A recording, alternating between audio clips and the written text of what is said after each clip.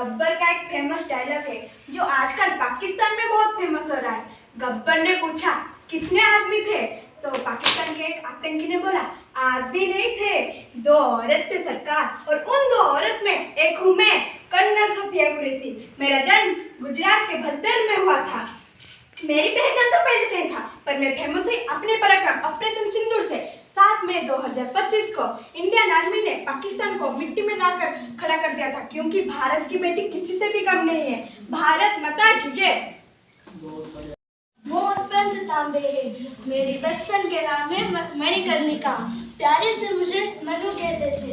मैं बचपन में ही मेरी माँ को पुत्र महाराजा शिवाजीଙ୍କର ମାତା। ମୋର ଜନ୍ମ ମହାରାଷ୍ଟ୍ରର ସିନ୍ଧୁଖେଡ଼ଠାରେ ହୋଇଥିଲା। ମୋଗଲମାନେ ଆମ ମାଟିକୁ ଲୁଣ୍ଠନ କରିବାକୁ ଆସିବା ବେଳେ ମୁଁ ମୋ ମାତୃଭୂମି ଭିତରକୁ ପ୍ରବେଶ କରିବାକୁ ମଧ୍ୟ ଦେଇନଥିଲି। ମୋ ଲକ୍ଷ୍ୟ ଥିଲା ସ୍ୱରାଜ। ये भूमि हमारी है, हम हमारे आखिरी दम तक इस भूमि के लिए लड़ाई रखेंगे। ମୁଁ ମୋ ସ୍ୱାଭିମାନୀ ପୁତ୍ରକୁ ଶିକ୍ଷା ଦେଇଥିଲି କି ଅସ୍ତ୍ର କେବଳ ଶତ୍ରୁଙ୍କ ଉପରେ ଉଠେଇବ ନାହିଁ, ସମସ୍ତ ଅନ୍ୟାୟ ଅତ୍ୟାଚାର ଅଧର୍ମ ଉପରେ ଅସ୍ତ୍ର ଉଠେଇବାକୁ ଶିକ୍ଷା ଦେଇଥିଲି। ଛୋଟ ଶିଶୁ ଯେତେବେଳେ ଖେଳନା ପାଇଁ ଜିଦ୍ କରେ, ସେହି ସମୟରେ ମୁଁ ତା ହାତରେ ଖଣ୍ଡା ଧରେଇ ଦେଇ ଯୁଦ୍ଧ ନୀତି, ରାଜନୀତି, ଧର୍ମନୀତି, ରଣନୀତି ଶିଖାଇଥିଲି। ମୁଁ ସେହି ଝିଅପାଇଁ ଯିଏ ଶିବାଜୀଙ୍କୁ ମୋଗଲମାନଙ୍କ ସହିତ ଯୁଦ୍ଧ କରିବା ପାଇଁ ମାତୃଗର୍ଭରେ ଶିଖାଇଥିଲା। ଭାରତ ମାତା की जय। दुर्गावती गोंडवानर वीरांगनी 52 ରୁ 51 ଯୁଦ୍ଧ ଜୟ କରିଛି।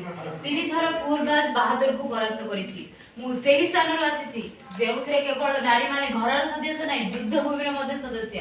ମୋ ଜନ୍ମ ଦୁର୍ଗାଷ୍ଟମୀ ଦିନ ହୋଇଥିଲା, ତେଣୁ ମୋ ନାଁ ଦୁର୍ଗାବତୀ। ମୁଁ ବାଘ ସହିତ ଲଢ଼େଇ କରି ଜିତି ଯାଇଥିଲି। ମୋଗଲମାନଙ୍କ ସହିତ ଯୁଦ୍ଧ କରି ମୁଁ ମୋ ମାତୃଦେଶକୁ ରକ୍ଷା କରିଥିଲି। ମୋର ଶେଷ ଯୁଦ୍ଧ ଆକବରଙ୍କ ବିରାଟ ମୋଗଲ ସେନା ସହିତ ହୋଇଥିଲା। ମୁଁ ମୋ ଅଦ୍ୟମ ସାହସର ସହିତ ଲଢ଼େଇ କରିବା ସମୟରେ ଗୋଟିଏ ତୀର ମୋ ଡାହାଣ ଆଖିରେ ଆସି ବାଜିଥିଲା। ତଥାପି ମୁଁ ସାହସର ସହ ଲଢ଼େଇ କରିବା ସମୟରେ ଅନ୍ୟ ଗୋଟିଏ ତୀର ମୋ ଗଳାରେ ବାଜିଥିଲା।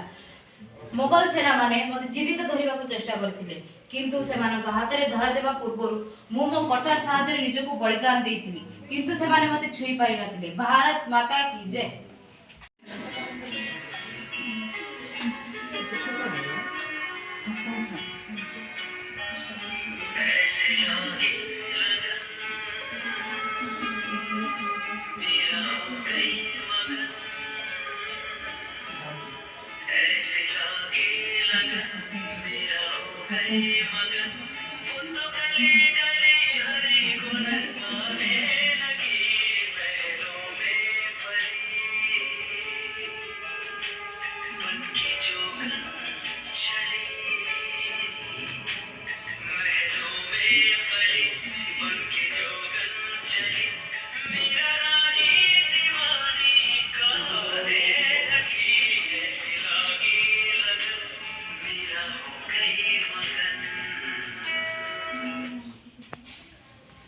जय श्री कृष्ण।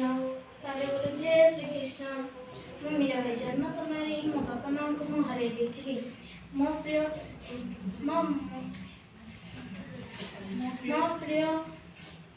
ठाकुर थे श्री कृष्ण। मो परिवार भगवान विष्णुकर परम भक्त थे। मो भक्ति माध्यम राजपूत जाट मानक मध्य स्नेह और भक्तिर संधान करी। जय श्री कृष्ण। पारिवारिक परंपरा को रक्षा करी परिवेश अनुकूल जीवनशैली आपणे भारत एक नागरिक आकार कर्तव्य करी परिवार समाज राष्ट्र ओ विश्वर कल्याण में काम करी मोर शक्ति को जागृत करने दृढ़ संकल्पबद्ध।